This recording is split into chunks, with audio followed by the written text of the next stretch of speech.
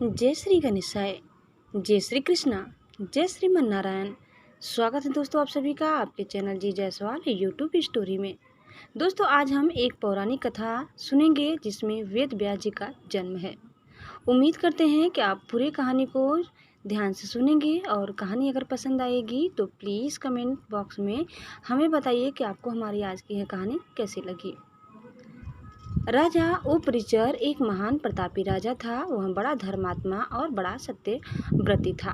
उसने अपने तप से देवराज इंद्र को प्रसन्न करके एक विमान और न सूखने वाली सुंदर माला प्राप्त की थी।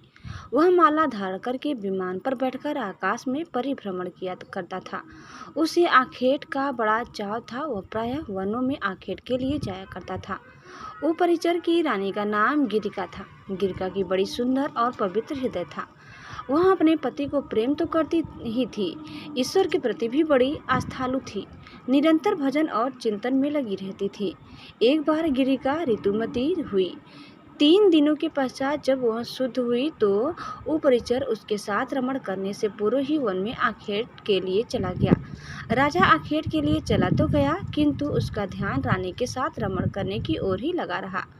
दोपहर का समय था। राजा वन में एक अशोक वृक्ष के नीचे बैठा हुआ था। शीतल और सुगंधित हवा चल रही थी। मृदुल स्वरों में पक्षी गान कर रहे थे। राजा का ध्यान रानी की ओर चला गया। वह रमण के संबंध में मन ही मन सोचने लगा। राजा कामातुर हो उठा और उसका वीर्य स्खलित हो गया। राजा ने सोचा उसका वीर्य व्यर्थ नहीं जा सकता, अतः उसने अपने वीर्य को एक दोने में रखकर विमान में बैठे हुए बाज पक्षी को बुलाकर उससे कहा, तुम इस दोने को ले जाकर मेरी रानी को दे दो, वह इसे अपने गर्भ में धारण कर लेंगी। बाज दोने को मुख में दबाकर राजा के भवन की ओर उड़ चला।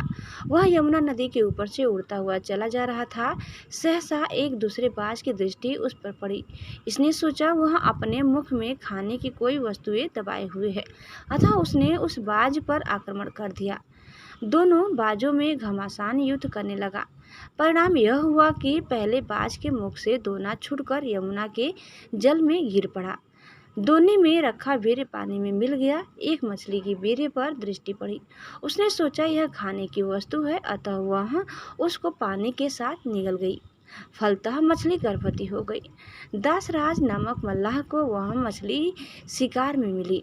जब उसने मछली के पेट को बीचों बीच से काटा तो उसके पेट से एक बालक और एक बालिका निकली। दासराज ने दोनों को उपरिचर में भेंट कर दिया। उपरिचर ने बालक को तो अपने पास रख लिया पर बालिका को दासराज को लौटा दिया। दासराज उस बालिका को अपने घर ले जाकर उसका पालन पोषण करने लगा। दासराज ने बालिका का नाम सत्यवती रखा। वह मछली के पेट से उत्पन्न थी, इसलिए उसके शरीर से मछली की सी गंध निकला करती थी, अतः लोग उसे मत्स्य गंधा भी कहा करते थे। मत्स्य गंधा धीरे धीरे बड़ी हुई। वह बड़ी रूपवती थी। वह रात्रियों को अपनी नाव पर बैठाकर इस पार से उस पार पहुंचाया करती थी। एक दिन दोपहर के समय महर्षि पराशर वहां जा पहुंचे।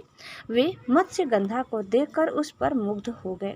उन्होंने उससे कहा, सुंदरी, तुम्हें अपूर्व सुख मिलेगा। मैं तुम्हारे साथ रमण करना चाहता हूँ।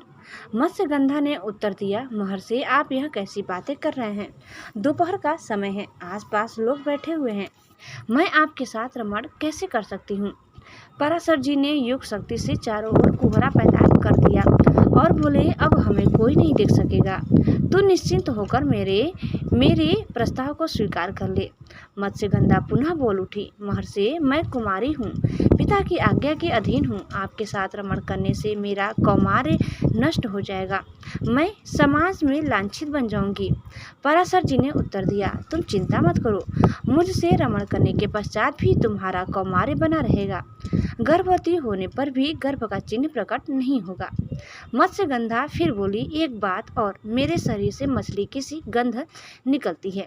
आप मुझे वरदान दे कि वह गंध के रूप में बदल जाए और 4 कोस तक फैली रहे। पराशर जी ने तथास्तु कह दिया। फलतः मत्स्यगंधा के शरीर से कस्तूरी की सी गंध निकलने लगी। वह गंध 4 कोस तक फैली रहती थी, अतः अब वह योजना गंध भी कही जाने लगी। पराशर जी ने मत्स्यगंधा के साथ रमण किया। उनके साथ रमण के फल स्वरूप वह गर्भवती हुई। समय पर यमुना के द्वीप में एक बालक ने उसके गर्भ से जन्म लिया। वह बालक जन्म लेते ही बड़ा हो गया। वह तप करने के लिए वन में चला गया। वही बालक जगत में वेद व्यास जी के नाम से प्रसिद्ध हुआ। वेद व्यास जी का पूरा नाम कृष्ण द्वैपायन वेद व्यास था। वे श्याम वर्ण के थे, इसलिए उनका नाम कृष्ण पड़ा। वे दो द्वीपों के बीच में पैदा हुए थे, इसलिए द्वैपायन कहे जाते थे। वेदों के पंडित होने से वेद व्यास कहे जाते थे। वेद व्यास जी अमर हैं, वे आज भी धरती पर विद्यमान हैं और किसी किसी को दर्शन देकर कृतार्थ करते हैं। दोस्तों, इस प्रकार हमारी कथा समाप्त होती है। उम्मीद करते हैं कि आपको ज़रूर पसंद आई होगी। कैसी लगी कमेंट करके ज़रूर बताइए। चैनल में नए हैं तो प्लीज़ लाइक शेयर और सब्सक्राइब करना न भूलें। धन्यवाद। जय श्री कृष्णा, जय श्री मन नारायण। एक बार प्रेम से बोलिए श्री बांके बिहारी लाल की जय।